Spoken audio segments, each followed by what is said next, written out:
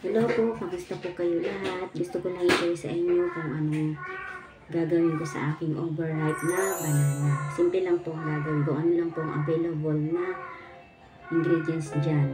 Ang meron ako is may raisins at chocolate chips.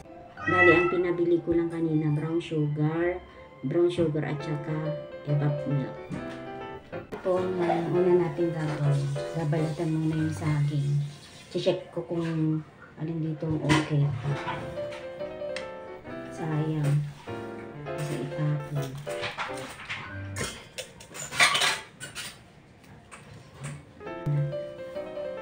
Pwede sa tamang-tama sa banana bread. Tingnan natin, sayang. Malaki po niya. Sayang pag hindi nagawa ng paraan.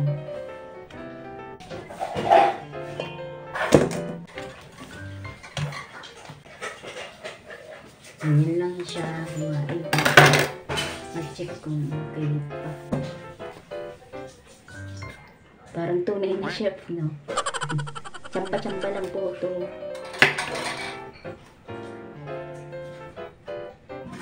Natutunan ko lang magluto dahil kung gusto mo talagang matuto, gagawan mo ng paraan. Hanggang sa makuha mo yung tamang timpla ba.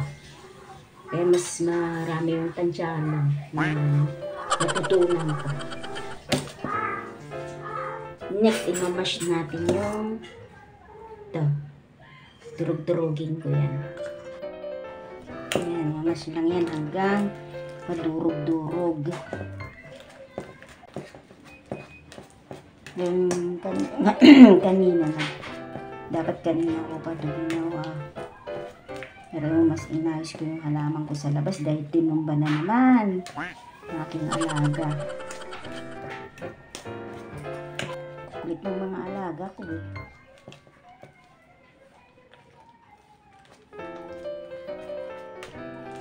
Yan, okay na. Itlog.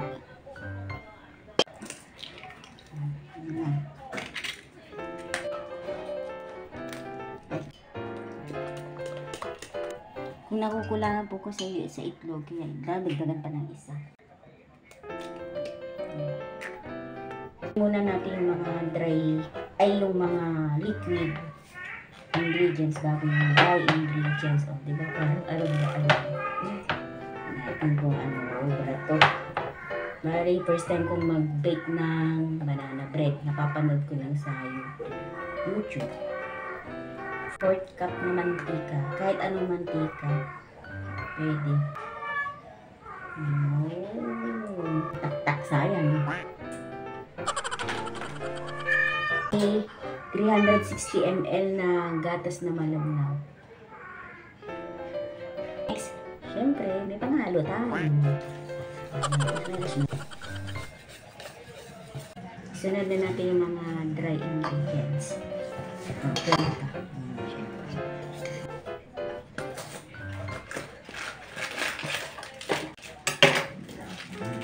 1 cup.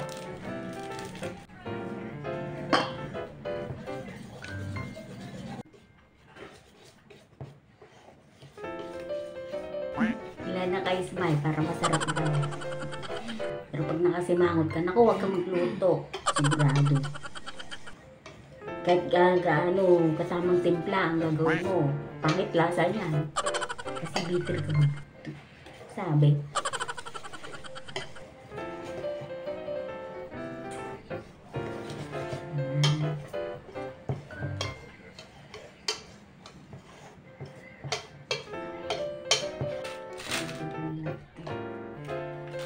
Gamit lahat ng toast flour. Sorry. Dari 200 grams siya. Baking powder. Para umalis sa konti. Teaspoon. Yan ang pasulat. Ano ba? Malabo na.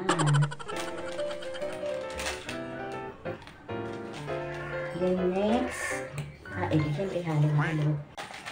Although matamis na yung saging, dahil overripe siya, Dagdagan na lang natin ng konting sukal. Depende sa panglasa nyo ng tamis.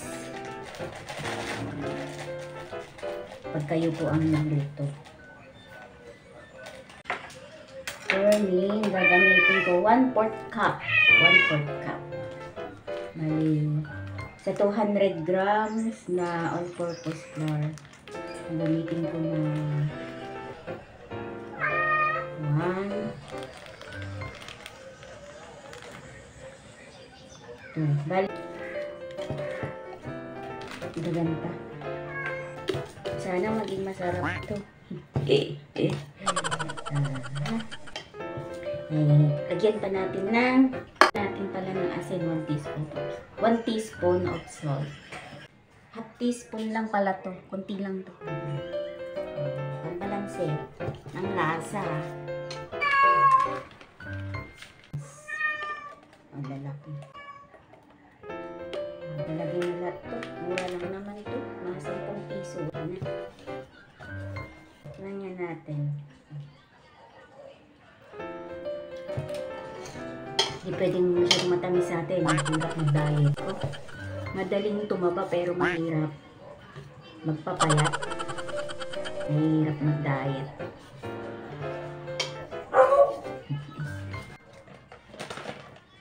Tips na available sa store. Ako kinukuha ko talaga yung siya, yung pasok sa budget. Pasok sa budget pero masarap. Para-parehas lang naman po ng chocolate. Pangalan lang pinagkaiba.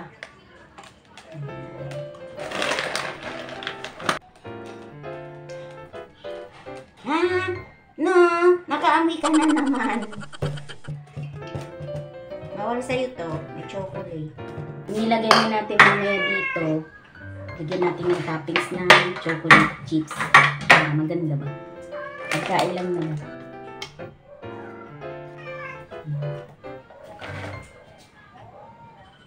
Iniisip ko baka may kulang akong nilagay. Eh, alam niyo naman, tiyan-tiyan lang, tansya-tansya lang, inday.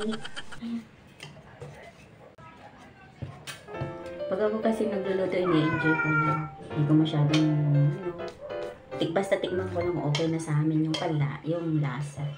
Kaya tama lang ba?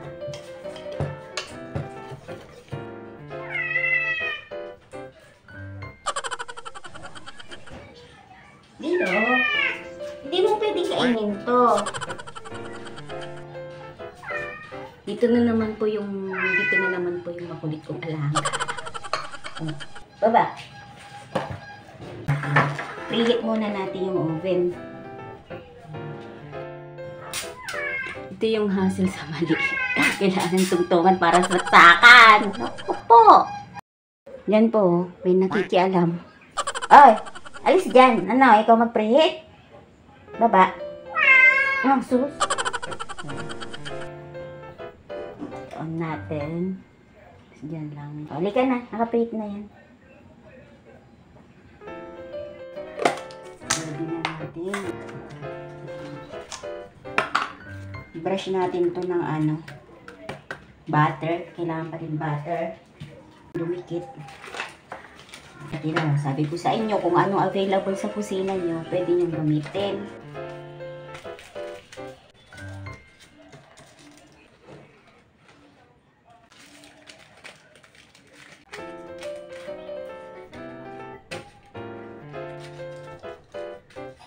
Po, ganyan na ganito, kung walang gloves, make sure lang po na malinis ang ating daliri. Kami lang naman ang kakain, okay lang.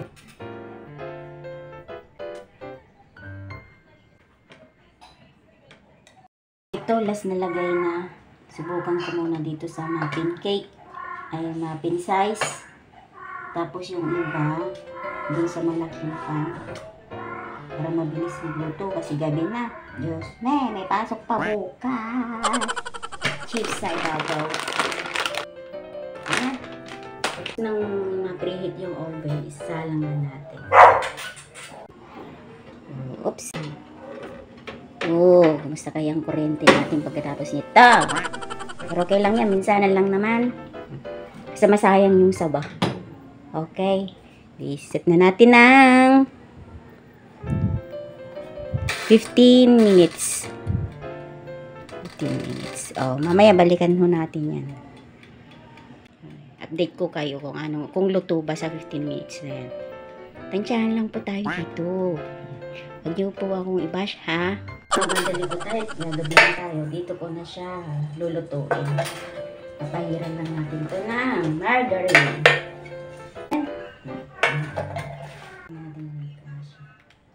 Sayang.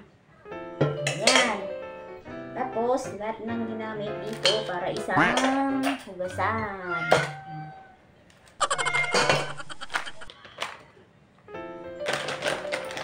Maganda-ganda. Ang ganda. Yan. Enjoy lang pagluluto. Yung naluluto, mag-share tayo sa kapitbahay. Minsan po talaga pag nag-crave ako ng pagkain, nagpapa-extra ako sa luto para yung lulutuin ko, magpapa-extra ako ng ingredients para mag-share. Parang sarap kasi yung pakiramdam na nag-share ka ng blessings. Parang yun yung pinaka-meat of soul natin. Saka magandang nag-share sa kapitbahay. Kasi, halimbawa pag may emergency, kahit malayo ka mag-anak mo, ano ko, ginagawa na yun. Kahit malayo ka mag-anak mo, pag kailangan mo ng emergency, tatawag mo sa nandyan sila agad. Kaya maging mabait sa kapitbahay. Alam nyo na. Kung may sobra lang naman ng blessings, pwede mo i-share. Pero kung sa inyo lang, okay lang. Sa susunod na lang, ganun lang po siya. Yes. No, Lilo. Pero bawal si Lilo dito. Bawal dito kasi may chocolate. Yan. May chocolate. Bawal ka dyan. Diba? Bawal ka nga dyan. Huwag kayong mag-alala. Hindi po, indoor cat to. Hindi basta-basta lumalabas. Malinis ko, Oo. Baba na. So, after 15 minutes, i-check natin kung okay na. Check natin kung sama-sama pa. Uy, luto! Ay, mga 5 minutes pa siguro. May kunting sama-sama pa. 5 minutes. Para mag-crunchy yung ibabaw. 5 minutes. Kain po tayo. Dahil cheat day, sinigang na baboy. Yan. Bukas, kahit na naman. Para sa healthy natin. Hindi naman tayo high blood o ano man dyan. Ano ba? Parang sakbayan. Agapan ba? Bago mapunta dun. Diba? Yan, tapos na ng 5 minutes. Pwede na to. So, yung pang-handle dyan.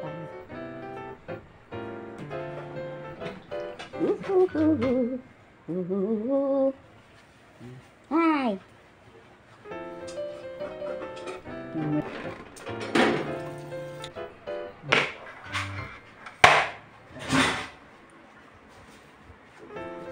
Sunod natin tong isa. Mas maganda.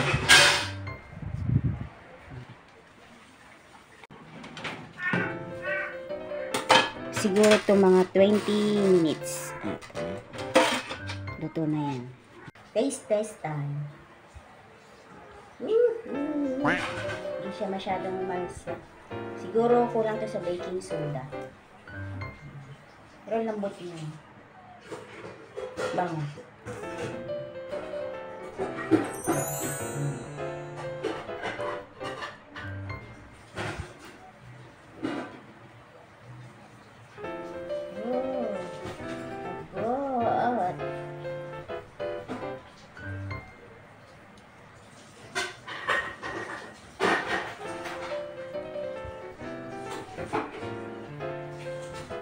Lasang saging.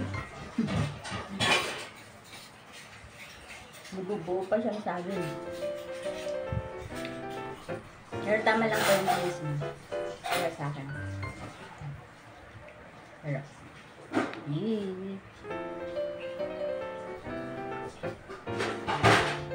Pwede na pagtsagaan.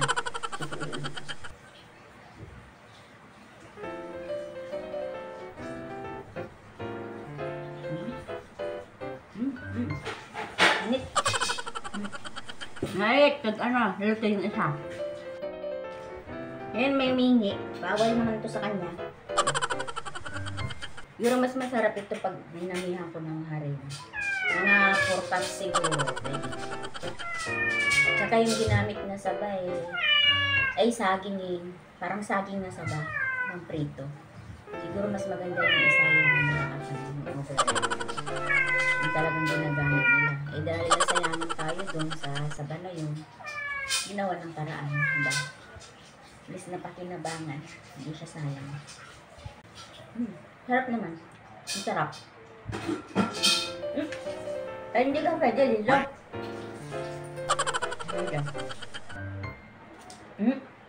Nigyan na kita Ni itsura ni Mimi. Na, ginagawa mo. Bawal to sa'yo. Bawal sa'yo. Hindi pwede. Lason to sa inyo na chocolate Bawal po talaga sa ang chocolate. Lason sa kanila yun. Okay, luto na yung last batch. Check natin Okay na. Bali, kanina after 20 minutes, nagdagdag pa ako ng 10 minutes. Kasi, yan.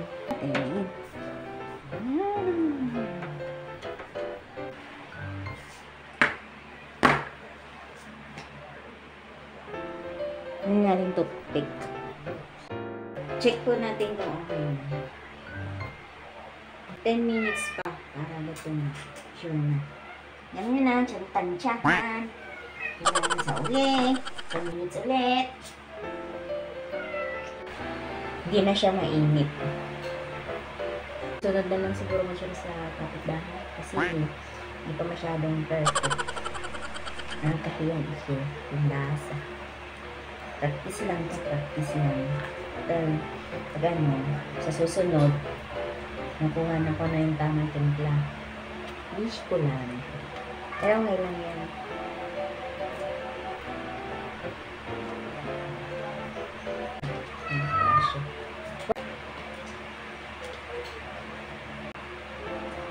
Ayan, takpan yan. Ayan, luto na yung isa. Tignan natin. Luto. Proven na luto na pag wala nang sumasama. Maraming salamat sa iyong walang sawang panunood. Para updated po kayo, click the notification bell lamang. Salamat po. Have a good day.